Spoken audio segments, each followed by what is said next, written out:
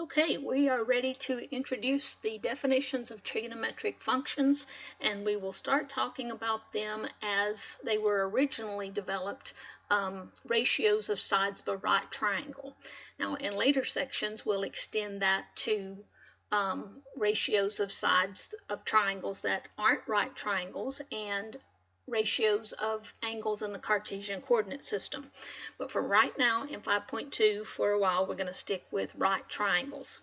Now, given any right triangle, we know the definition of a right triangle is just a triangle that has a right angle or a 90-degree angle in it.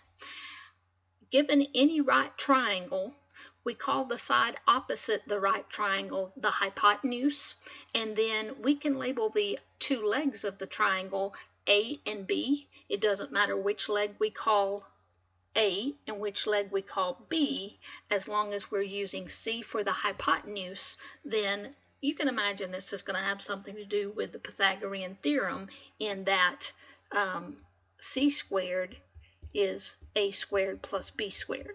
And we'll come back to that later. Let's just start with a right triangle that, instead of using the letters A, B, and C, we use the abbreviations hypotenuse, and for any, let me start that over. The side opposite the right angle is called the hypotenuse, and then these other two angles have to be both acute angles if the measure of all the angles in the triangle is going to add up to 180. So let's just label one of our acute angles theta. Doesn't matter if we label this theta or if we label this theta, but whichever one we label theta determines which is the opposite side and which is the adjacent side. If I've labeled theta to be this angle, then opposite it is this side and adjacent's that side. But if I label this top angle theta, then opposite it would be this side instead.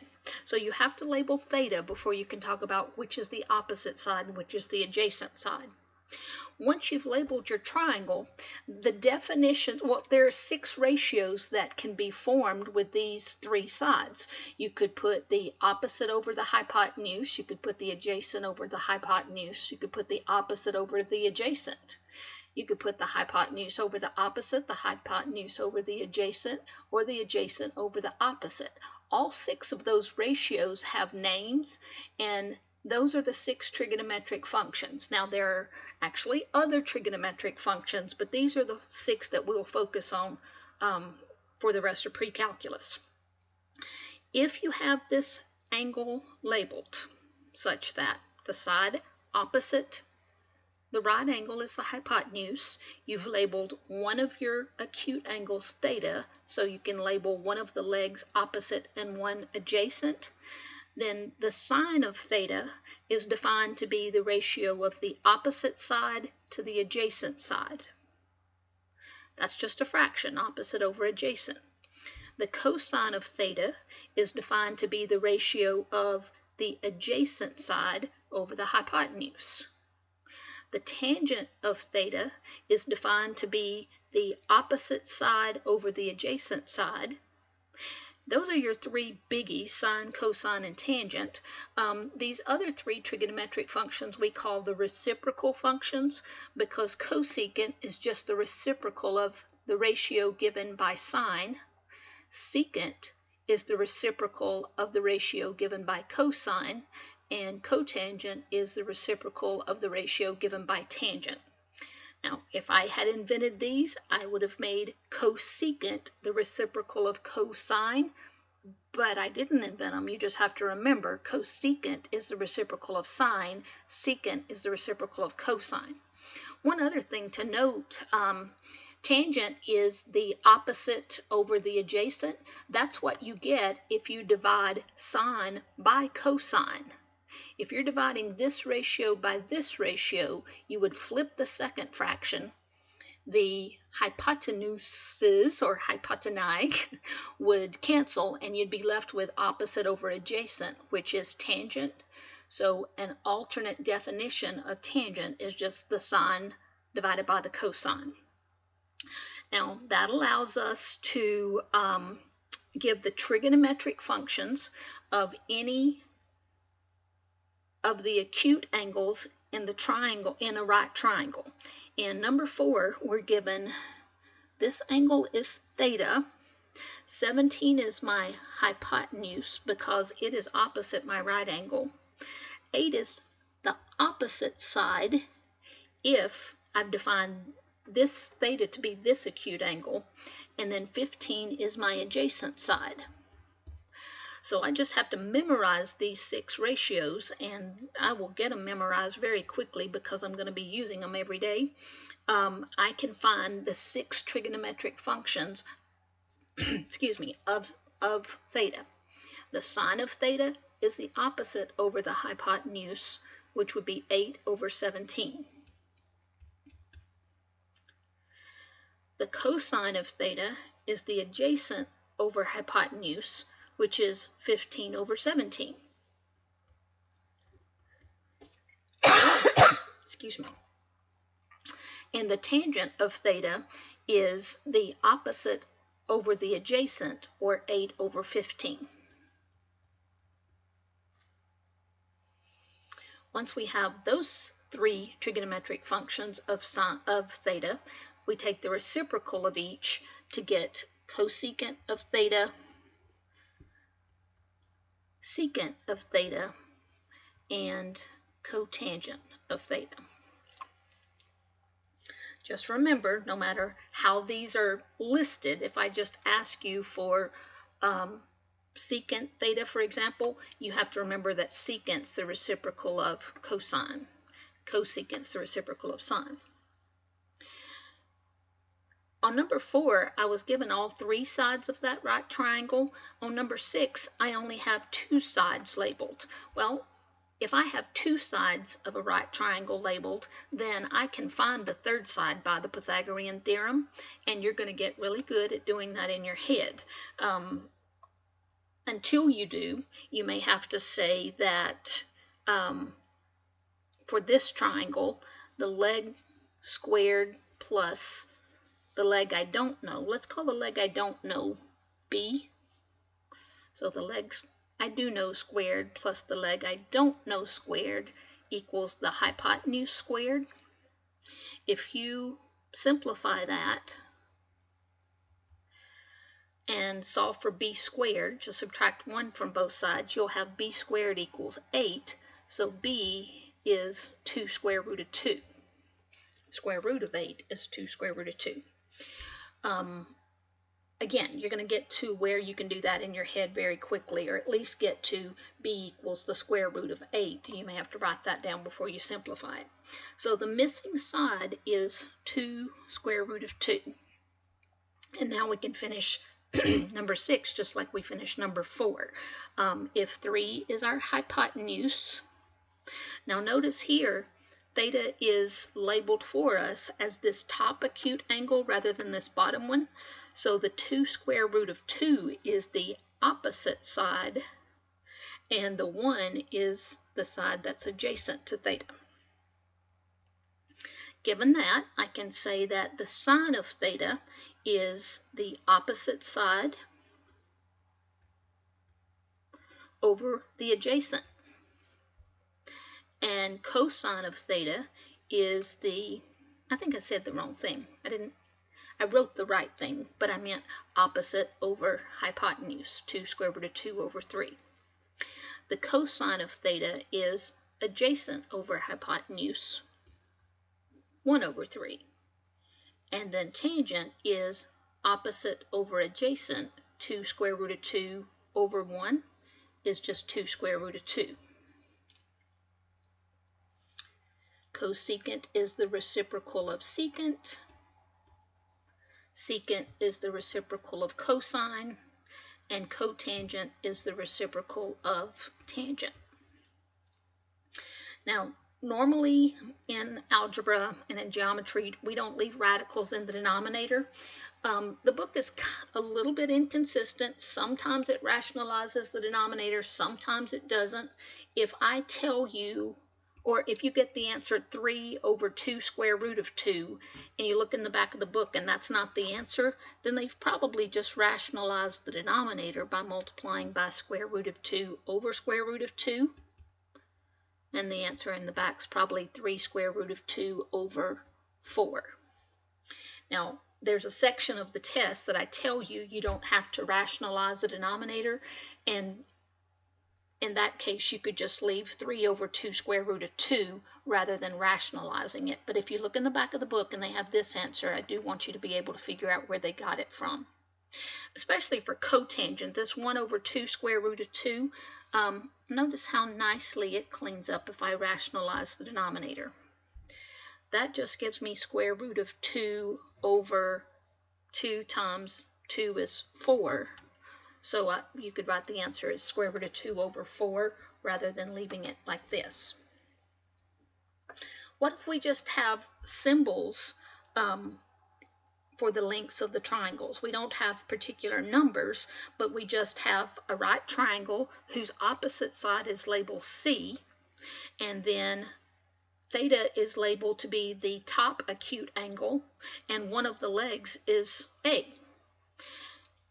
We're asked to find the trigonometric functions of theta in terms of just A and C.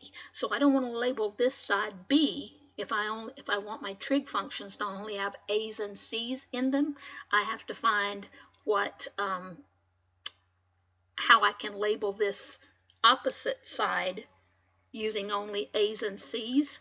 And again, when you get really good at manipulating the Pythagorean theorem in your head, you'll know that to solve B in terms of A and C, you would just subtract the A squared and then take the square root of both sides. So we could label this third side square root of hypotenuse squared minus the other leg squared.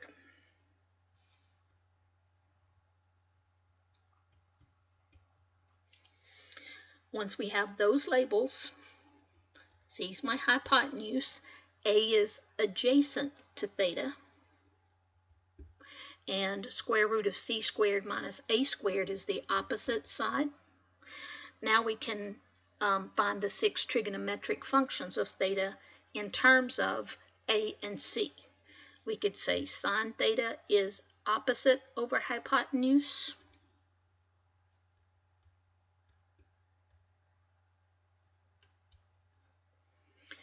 Cosine of theta is adjacent over hypotenuse. And tangent theta is opposite over adjacent.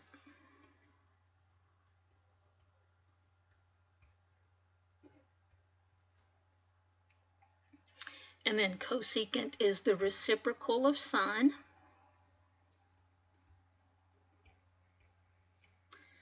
Secant is the reciprocal of cosine. And cotangent is the reciprocal of tangent.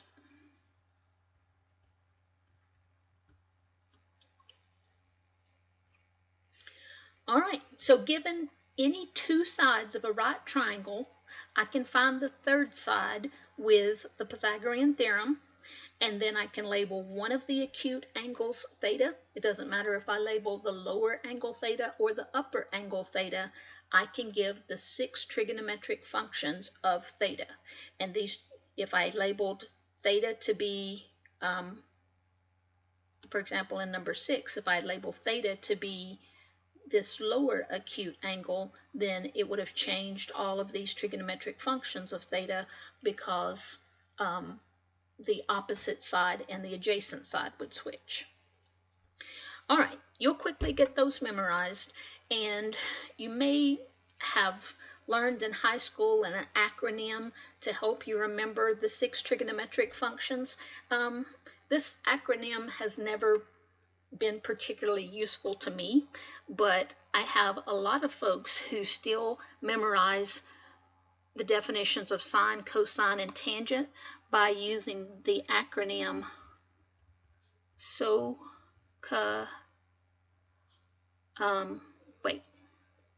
see, this is why it's never been helpful to me. I can't remember the acronym.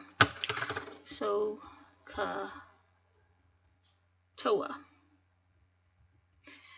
And supposedly there's a story of an Indian name, SOHCAHTOA, just to help you memorize that mnemonic device.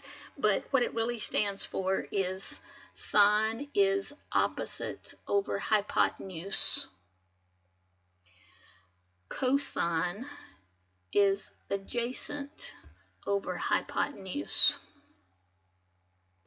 And tangent is opposite over adjacent.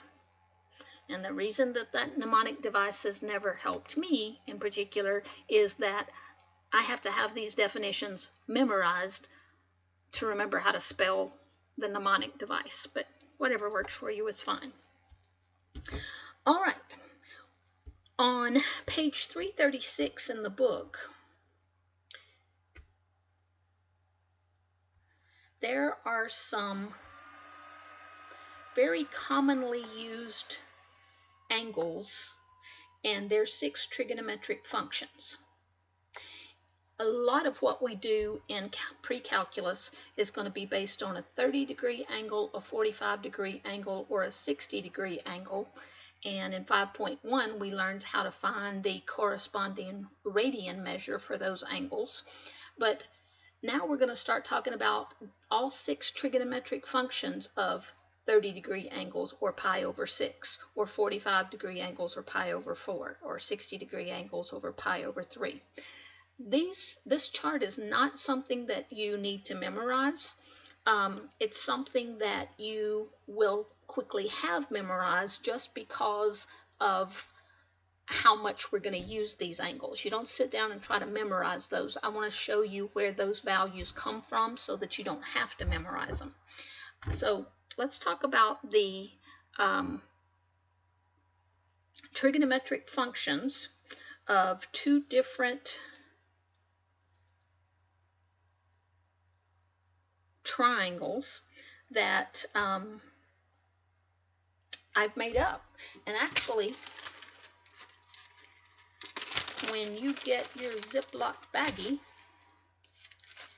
it's going to have a orange triangle that corresponds to the second one that I have in the notes, and then a green and yellow triangle that corresponds to the first one that I have in the notes. And let me tell you what's special about these 2 different triangles. And again, I'm going to make a separate video using these triangles when you get your bag that has them in it. But right now, let's just stick with the triangles that I have on the notes. This first triangle is an equilateral triangle. I made it up so that each side is 2 units, whatever units we're talking about. So if this side is 2 units, and this side is 2 units, and this side is 2 units, that's not a right triangle. But I can create a right triangle by dropping an altitude down from the apex of that triangle. Actually, now I've made 2 right triangles, and 2 of these 2 sides are both hypotenuses, or I'm not sure the grammatically correct plural of hypotenuse, but the hypotenuse of each triangle is 2. And the base of each triangle, if this is an equilateral triangle, this base has to be 1 and that base has to be 1. So let's just talk about one of those 2 triangles right now.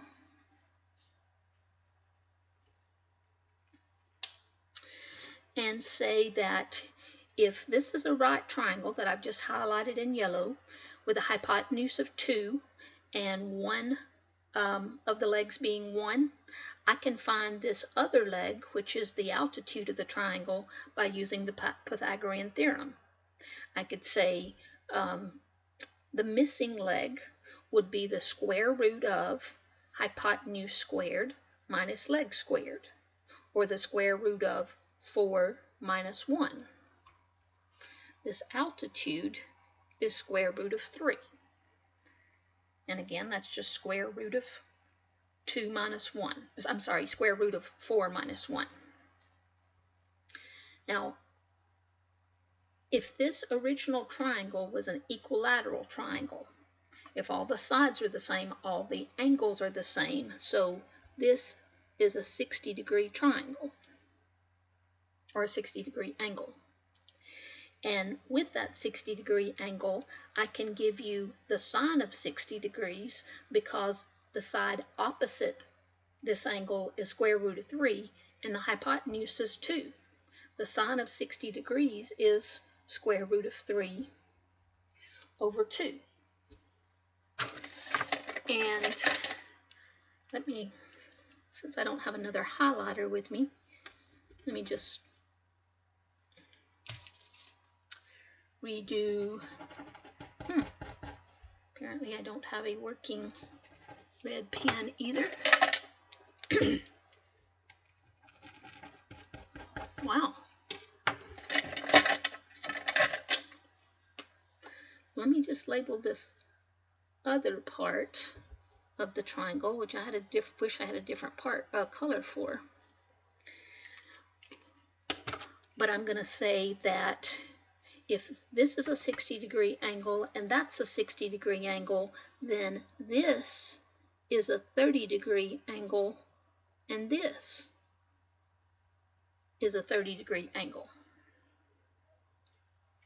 So if I want the tangent of 30 degrees, the definition of tangent is opposite over adjacent. I need to look at the side opposite 30 degrees is 1, and the side adjacent to 30 degrees is square root of 3.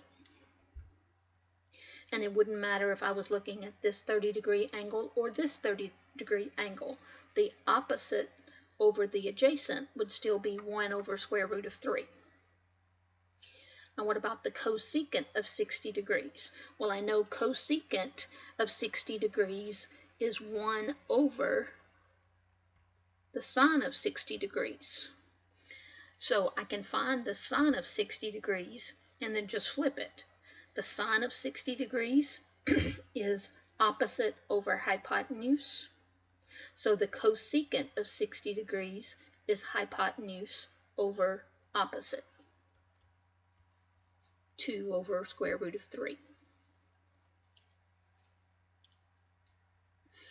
All right, so given this equilateral triangle with all sides being 2, you can extract from that a 30-degree angle, a 60-degree angle, find the length of the 3 sides of the triangle, and then use those to find any of the trigonometric functions of 30 degrees or 60 degrees. And by the way, let me just say that any equilateral triangle would have worked here. I could have had a triangle that was, let's say, all 3 sides being 8. When I found the altitude and found the sine, it may not have been square root of 3 over 2. It may have been 2 square root of 3 over 4 perhaps, but it still would have reduced to square root of 3 over 2. That's an important point that I didn't make earlier. If you have a Pythagorean triple, a Pythagorean triple is 3 numbers that fit the pattern a squared plus b squared equals c squared. So if you had the Pythagorean triple, say a triangle that was a 3, 4, 5 triangle, and we labeled some little angle theta, and then we multiplied each of those numbers by 2 and drew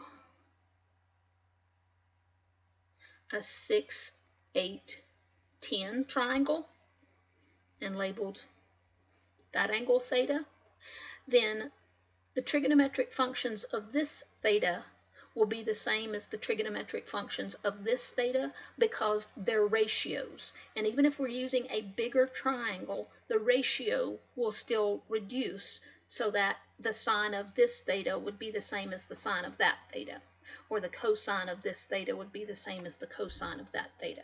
It doesn't matter how big or small of a triangle we're dealing with, the sine of theta would be the same for a large triangle that is proportional to a smaller triangle. So size doesn't matter in that respect. All right. The second triangle that I have made is an isosceles right triangle, and an isosceles right triangle is a triangle where a right triangle where the two legs have the same length. So if I just eeny, meeny, miny, moe, let them be 1. I could let them be 2 or 3 or 4 or 5, but whatever I let them, I could use the lengths of those two legs to find the length of the hypotenuse. If I let these legs be of length 1, then that hypotenuse is the square root of leg square plus leg square. Square root of 1 square plus 1 square is square root of 2. And if this is an isosceles right triangle, and this angle is 90 degrees, then this angle has to be 45, and this angle has to be 45. If the two legs have the same length, then the angles opposite them have the same size. With that, I can find the cosine of 45 degrees, which would be adjacent over hypotenuse. And notice it wouldn't matter which 45-degree angle I was using. Adjacent over hypotenuse would still be 1 over square root of 2. And then to find the cotangent of 45 degrees, I have to remember that cotangent is the reciprocal of tangent.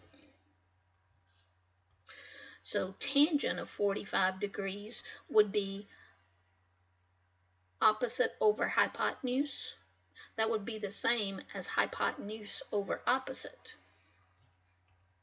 Cotangent of 45 degrees is 1. Tangent of 45 degrees is 1, and when you flip 1, you still get 1. All right.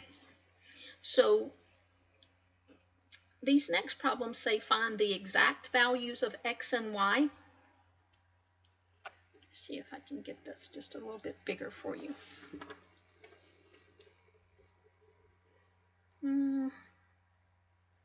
I'm not sure that did anything because I'm technologically challenged.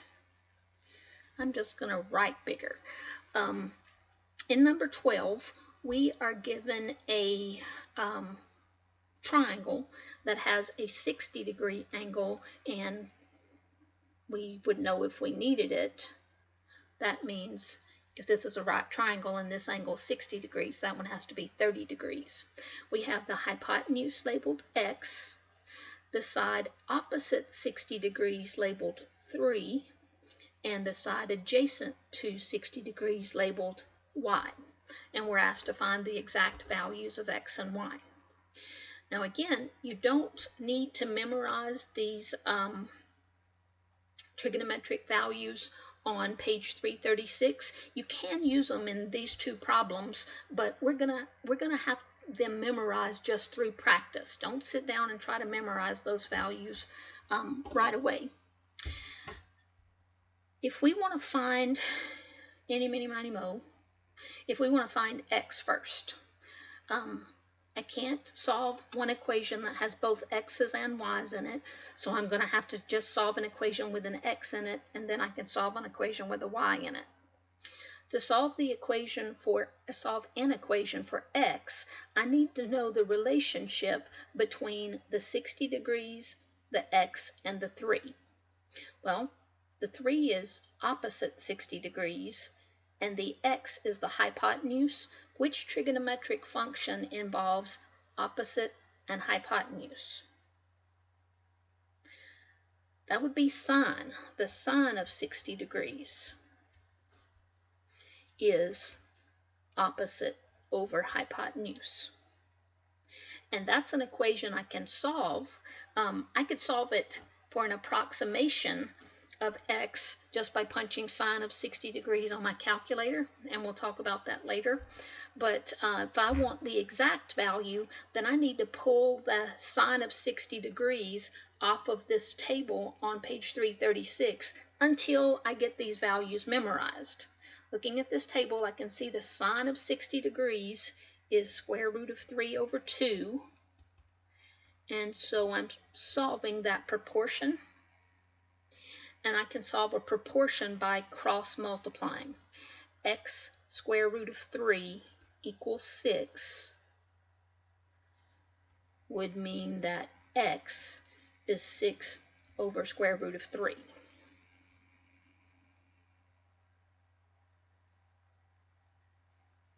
Now, in the back of the book, they're probably going to have that rationalized because it'll look a lot simpler if it's rationalized.